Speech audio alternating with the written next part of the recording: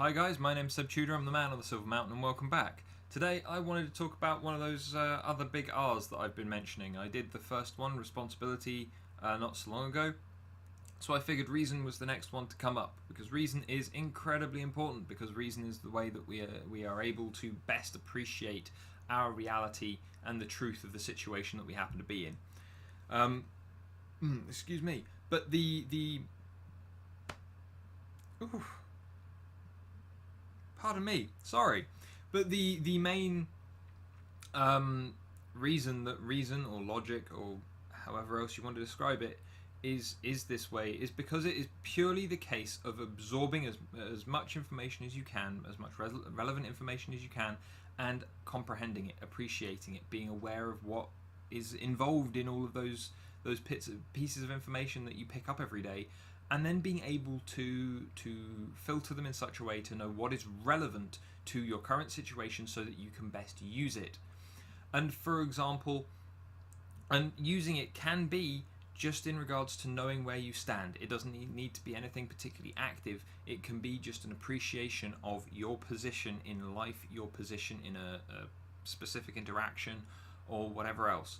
And so why is this important? Well, again, you can't appreciate the world around you without having some kind of comprehensive skills. And the being reasoned, being logical, being straightforward in your approach to data, if you don't have those things, then you end up being irrational. You end up making decisions based purely on things that have very little effect on the world.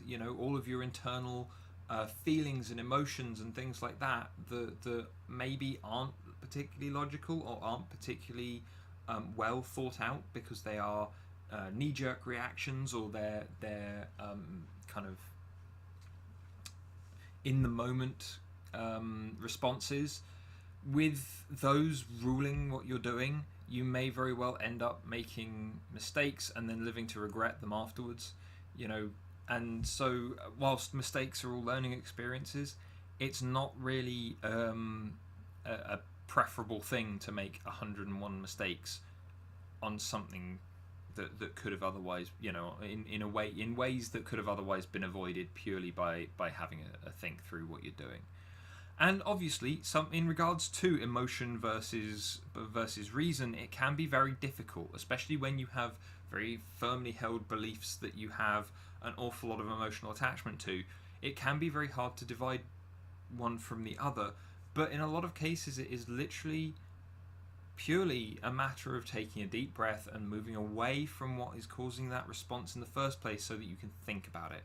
And this is one of the reasons why at times I get a little bit frustrated with certain things in the media, where you will jump on someone for saying one thing in that happened to have been said in a discussion or in a moment, or has then been taken out of context afterwards. And it's like, when you're talking to someone in the moment, especially when it's part of an interview where you've got the spotlight on that person or something like that, there may very well be slip-ups, there may very well be mistakes in the things that they say.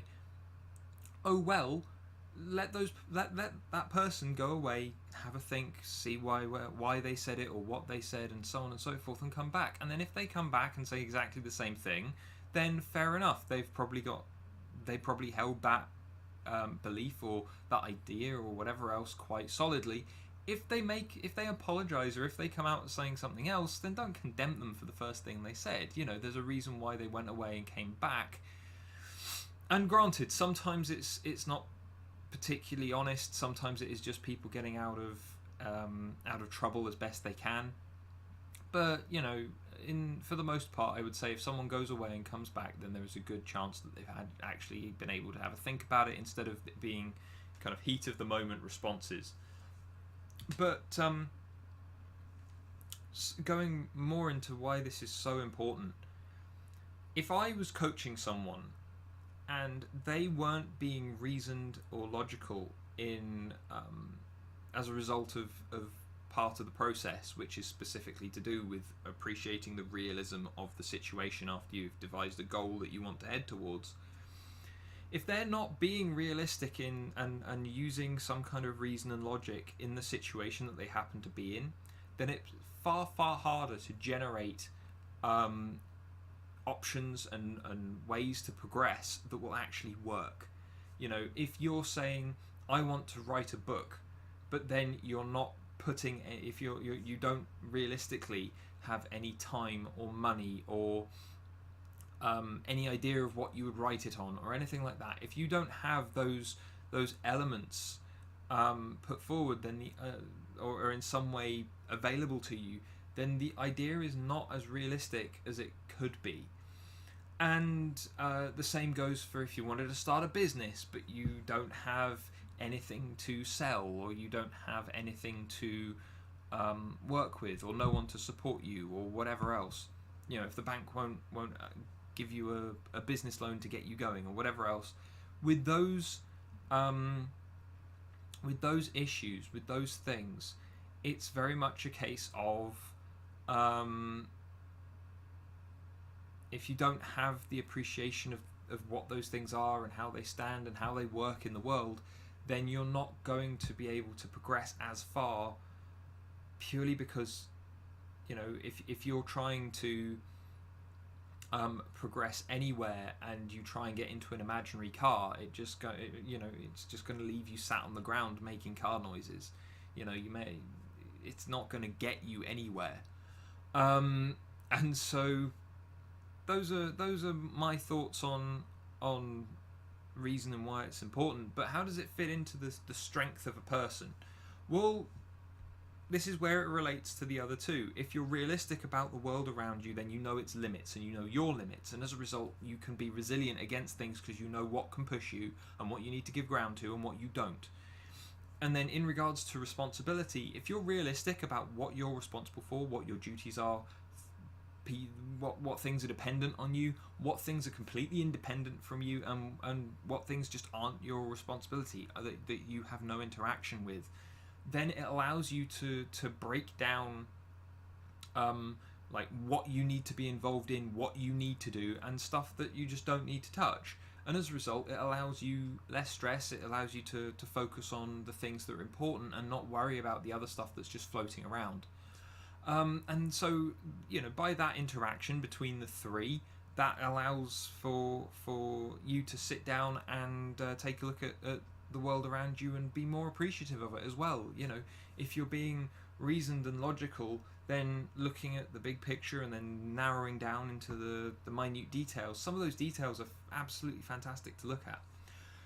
How do you continue to remain reasonable and logical? Well, the simplest way to do that is to just be curious. You know, if you're continually finding new information and looking into that information and finding out where it's come from and how it works and whether or not it applies to you and all of those things, if you keep digging through information just as much as you can, then eventually, you know, that level of reason and logic is going to be informed by a huge wealth of information from all over the planet, from all kinds of experts, from all kinds of thinkers and creators. And as a result, you know, to just be curious, to look into things, to really kind of work on understanding things. You know, there's a reason why I did my importance of understanding averages video. You know, it's so that people can take account of that, take account of the way that those things all interact and the way that it works. And as a result, in regards to, as wages was one of the big examples there, it allows people to be strong in regards to appreciating the information, knowing how far it can be stretched in regards to them and whether or not they need to push back on something, and it allows them to know what they're actually responsible for. You know, you aren't responsible for making yourself seem all the more worthwhile to someone who thinks that the average is an incorrect one, when you know full well that you already are average and that the average just quite frankly sucks. You know, that's not entirely your fault if that's just where you happen to be at the time. I'm not suggesting that if you stayed there in that crappy situation it wouldn't be your fault, but again, that would be a matter of choice on your part, you know. But anyway, let me ask you guys a question. Reason, logic, are these scary words to you? Because a lot of the time when I start talking to people about realism or about being logical or about things like that, it's scarier to them than just just accepting what they think is real, what they think is true, what they think is logical. Are these scary? And do you feel that reason is as liberating as I seem to suggest it is, especially in regards to being responsible and being resilient to the world around you, to allow you with these three things to be a stronger person? Let me know what you guys think down in the comments below, and otherwise drop me a like if you found this at all interesting, and subscribe for more. So take care, guys.